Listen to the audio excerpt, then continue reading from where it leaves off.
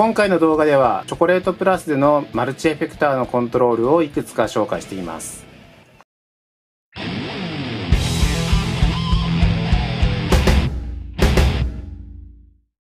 こんにちは、イサムです。チョコレートプラスの設定に関する動画が結構皆さんに見ていただいているようなので、ここでこれまでにやってきた設定の話をいくつか紹介してみたいと思うので、そんな動画を作ってみたいと思います。まず最初にですね、チョコレートプラスは基本的にはどんなものかっていうと、バッテリーが内蔵されていて、MIDI 信号を取り扱うことができるフットスイッチです。で、その時に、いわゆる USB デバイスとして、パソコンに対して USB デバイスとしてぶら下げて、この人を踏んで、MIDI の信号を送るっていう風な使い方もできますけど、この人を USB のホスト、親にして、で、こっちから、エフェクターに対して USB の信号を送る、USB MIDI の信号を送るみたいな使い方もできます。つまり、例えばパソコンとつないだ時のパソコンに対する MIDI 信号をここから送るっていうことは言うのと USB デバイスとしてできるし、ホストにしてエフェクターに対してこっちから制御を送ってあげるっていうこともできます。また Bluetooth でも MIDI を飛ばせるので、Bluetooth に対応した MIDI の機器をコントロールすることもできますし、ちょっとここに今あるんですけど、Bluetooth と USB の MIDI ドングルに対して、Bluetooth で飛ばしてあげて、それを有線で、USB の MIDI にして、エフェクターにつないであげるなんてこともできます。今日は基本的には、有線でつなぎます。無線はあんまり接続が安定しないので、僕自身もライブでやってみようかなって思ったんですけど、ちょっと信頼性が弱いな、低いなということもあったので、有線でやってみますが、一番最初にちょっとだけその無線で、つなぐっていうのをやってみたいと思います。本当はこれがライブでやりたかったってやつですね。じゃあ早速それをやるにあたってどういう風にするかっていうと、これからやるのはこの旧型マルチストンプ無印、1個世代前のやつですけど、これじゃなくても何でもいいんですけど、USB の MIDI を受ける口がある人に対して、この人から飛ばした Bluetooth の MIDI をこの人で受けて、この人が Bluetooth から USB に切り替えてぐるーっと線で、USB の線でこの人に、信号を送ってあげると。そんなことをやってみますってことですね。この USB のドングルからこっちに、マルチストンプの方につながっていて、ここも電源が V バスで供給されてます。で、この人とこの人をつないであげるためにこいつ電源入れます。これで Bluetooth つながった状態です。今、こいつは今01になってますと。見えるかな。で、これが、ポチッと1を押すと、今出たかな。これ1になってますと。2を押すと、今ほら、1、2、2を押すと2に変わってますと。3、3、4。今、このチョコレートプラスは、プログラムチェンジモード、PC モードになってます。なので、これ順番に、メモリーの1、2、3、4と変わっていきます。チョコレートプラスの V11 のファームから、ここのディスプレイを0番始まりに設定することもできるんですね。こんなオプションがあるんで、それ入れとくと、一番最初が1になって、こっちも1になると。番号の違いが出なくなるので分かりやすいですよっていうことですと。はい、というわけで、こんな感じで無線でほら、繋がってなくても、コントロールできるぜっていうのが本当はやりたかったんだけど、これはちょっとライブだと、この人とこの人の接続品質が安定しないので、ライブの時にはこれは使うのはやめました。でも面白いよねっていう構成です。はい、ここまでが一旦 Bluetooth の話。一旦ここで切ります。で、ここからは、Bluetooth で接続しない USB で接続します。ちょっと心長押しして Bluetooth 切っておきますね。で、改めまして、例えば Zoom のマルチストンプの、1個世代前の無印のやつだろうと、今のやつだろうと、プログラムチェンジを送るんだったら、特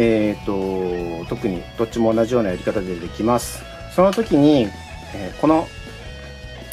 チョコレートプラスをホストとして動かすっていう風にやらないといけません。で、USB ホストとして動かすんですけど、一旦まずは、この、マルチストンプとチョコレートプラスを直接つないであげますと。で、USB ホストのところ電源入れてあげる。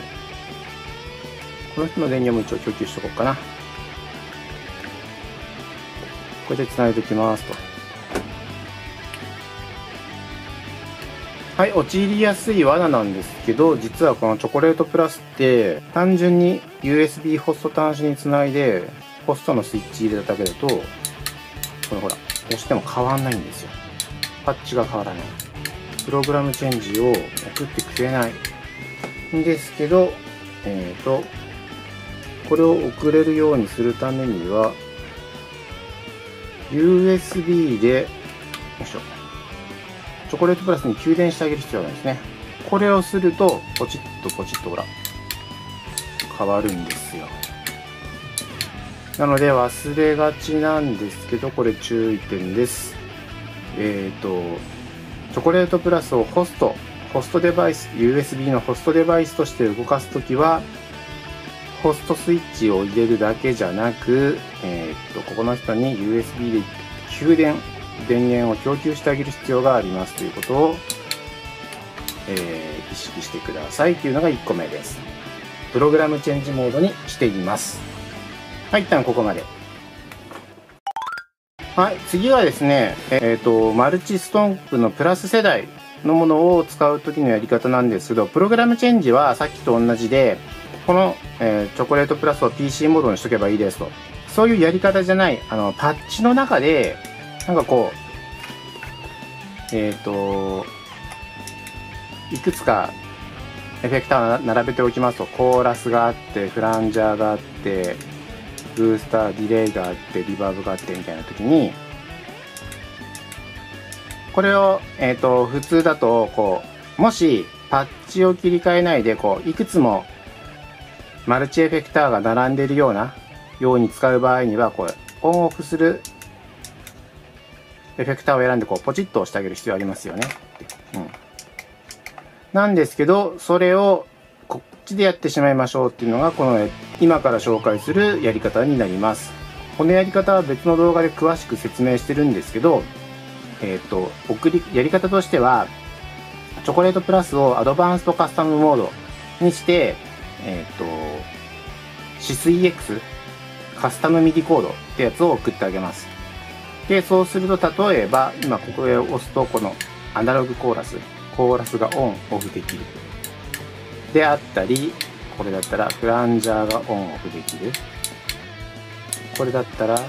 リバーブオン、オフ。これでブースターオン、オフ。あ、確かにこれね、ブースターのオンとディレイのオンも一緒にやってんの。ディレイ、ブースターがオフの状態で4番目を押すと、ブースターもディレイもオンになる。みたいな、このソロ用みたいな、ホストブーストとディレイを一気にかけるっていうのはこれにしている。ここはリバーブをオンオフできて、ここはフランジャーのオンオフ、ここはコーラスのオンオフみたいなやり方をしています。これのやり方につきましては、他の動画で紹介してます。ちょっとそちらを見ていただくようにするということで、ここでは説明を割愛しますが、こうしておくことで、いくつものエフェクターを並べなくても、この状態で、例えば、コーラス、フランジャー、何だったっけ、リバーブ、あと、ブースタープラスディレイっていうのをどんどん独立してオンにしていったりすることができますっていうね、そういう使い方です。これはライブの時に、1回だけかな、まだやったことあったのは、でもスタジオとかでは、試したりしてますが、ライブでもこれでやったことがありますっていうところですね。はい。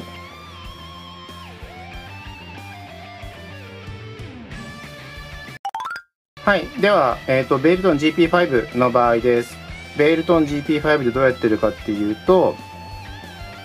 この、1個目を押すとパッチがマイナス。こっちを押すとパッチがプラス。で、まあ、この人を長押しするとチューナーに行くんですけど、まあ、それは置いといて、これを押すと、これ赤く変わったでしょ。コントロール CTL、パッチセッティングのところで選んでいるものが、オンオフが、されますよっていうやつ。あと、グローバルのところで、このフットスイッチセッティングを CTL にしてるのと同じ動作をここでさせることができますと。なので今実は何やってるかっていうと、それぞれのパッチを選びますよ。で、好きなパッチを選んで、その時の CTL、コントロールを有効にするよっていうようなやり方をしている。こっち見てると、これもポストブーストとディレイがオンになるんですけど、こんな感じのセッティングにしてます。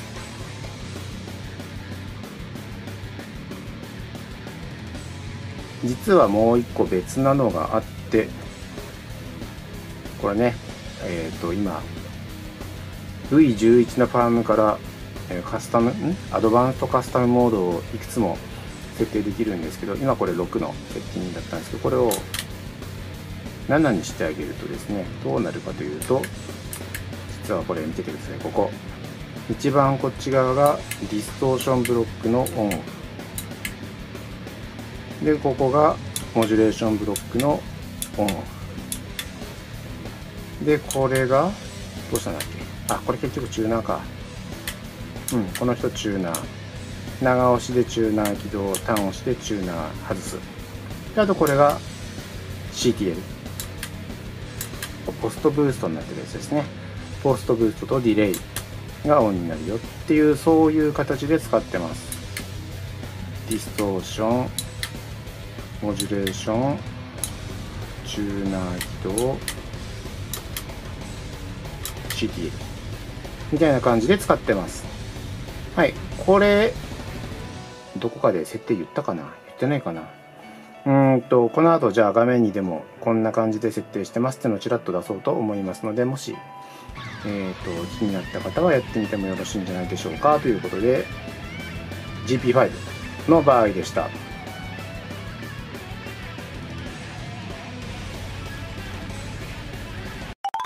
はい。ということで、今回の動画で紹介した使い方って、これまでにも断片的に、動画作ってたかと思うんですけど、今回一つの中で、言ってみました。で、それぞれ、説明している動画へのリンクも概要欄のところに記載しておきますんで、そちらも合わせて見てもらえると、こんなやり方あるんだね、みたいな、そんなことも、お気づきになられるかなとも思います。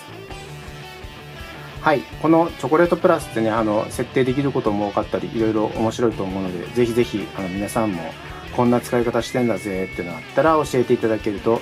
とても盛り上がるんじゃないかなと思ってますんで、はい。そんなコメントなんかもつけてもらえると嬉しいです。というわけで、はい。今日の動画としては以上となります。また、次の動画またはライブハウスでお会いいたしましょう。それではね、バイバイ。